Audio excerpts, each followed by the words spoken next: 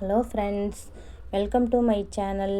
எல்லோரும் நலமாகவும் ஆரோக்கியமாகவும் இருப்பீங்கன்னு நம்புகிறேன். இன்றைக்கி நம்ம பார்க்க போகிற பதிவு என்னென்னா, நம்ம வீட்டில் வாங்கக்கூடிய பாலிலிருந்து எப்படி அதிகமான நெய் வந்து எளிமையான முறையில் தயாரிக்கிறது அப்படிங்கிறத பற்றி தாங்க பார்க்க போகிறோம்.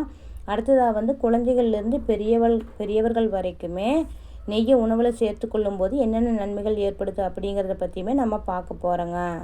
நம்ம வீட்டிற்கு வாங்கக்கூடிய பால் வந்து யூஸ் பண்ணது போக மீதி இருக்கிற பாலை பிறை ஊற்றி தயிராக்குவோம் இல்லைங்களா, அந்த தயிரோட ஆடையை வந்து கொஞ்சம் கொஞ்சமாக ஒரு பாத்திரத்தில் டெய்லியுமே சேகரித்து ஃப்ரிட்ஜுக்குள்ளே வச்சிடணும். அப்புறம் ஃப்ரிட்ஜுக்குள்ளே வச்சுருக்கிறது 1 வீக் நம்ம சேகரித்து அப்படி வச்சதை வந்து மிக்சி ஜாரில் சேர்த்தி ஒரு 4 மினிட்ஸ் இல்லைன்னா 5 மினிட்ஸ் அரைச்சி எடுத்துக்கணுங்க. அப்படி அரைச்சி எடுத்தோடனே நம்மளுக்கு வந்து வெண்ணெய் கிடச்சிருங்க.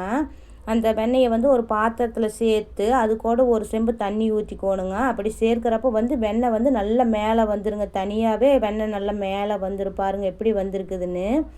இதையை நம்ம எடுத்து ஒரு பாத்திரத்தில் தண்ணி வச்சு அந்த தண்ணியில் வந்து சேகரித்து எடுத்து போட்டுக்கணுங்க. அப்போ தான் வந்து அந்த தயிர் வெண்ணெயோடு இருக்கிற தயிரெல்லாம் வந்து அதில் போயிருங்க.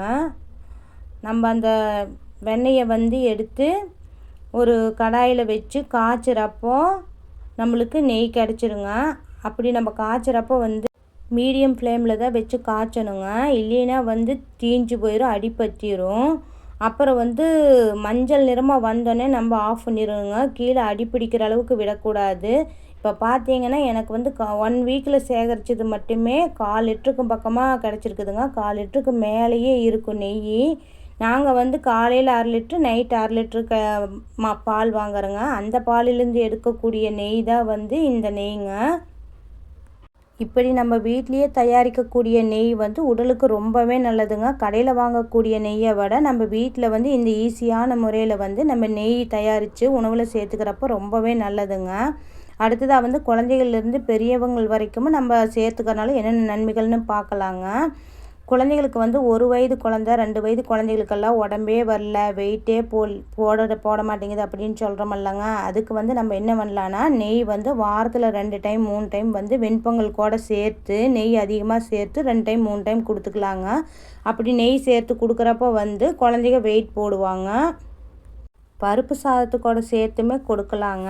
2வதாக வந்து ஸ்கூல் படிக்கிற குழந்தைகளுக்கெல்லாம் நெய் சேர்க்கிறப்போ அவங்களோட நினைவாற்றல் அதிகரிக்குங்க. அப்புறம் வந்து கவன ஈர்ப்பு சக்தியும் அவங்களுக்கு கிடைக்குங்க. பொதுவாக நெய் வந்து உணவில் சேர்த்து கொள்ளும்போது ஜீரண சக்தியை உண்டு பண்ணுறது மட்டும் இல்லாமல் மோஷன் வந்து இலகுவாக போகிறதுக்குமே இது பயன்படுது. அடுத்ததாக வந்து நம்மளோட சருமமே பளபளப்பாக இருக்குங்க.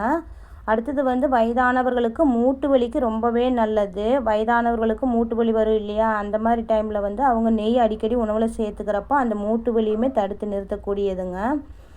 தினசரி நெய்யை வந்து அளவோடு சேர்த்து கொள்ளும்போது நல்லா தூக்கமும் வரும், மன அமைதியும் கிடைக்குங்க. நெய்யில் வந்து குட் கொலஸ்ட்ரால் மட்டுமே இருக்கிறதுனால இதைய மிதமான அளவோடு உணவில் எடுத்துக்கொள்ளும்போது உடல் ஆரோக்கியத்திற்கு வந்து நெய் ஒரு மிக சிறந்த உணவாக இருக்குதுங்க. இதை யாரெல்லாம் எடுத்துக்கக்கூடாதுன்னா, சிறுநீரக பாதிப்பு உள்ளவர்களும் சிறுநீரியல் நோய் உள்ளவர்களும் டாக்டரோட ஆலோசனைப்படி மட்டும்தான் எடுத்துக்கணுங்க. தேங்க்ஸ் ஃபார் வாட்சிங். இந்த பதிவு உங்களுக்கு பயனுள்ளதாக இருந்ததுன்னா லைக் பண்ணிக்கோங்க, சப்ஸ்கிரைப் பண்ணிக்கோங்க. தேங்க்ஸ் ஃபார் வாட்சிங்.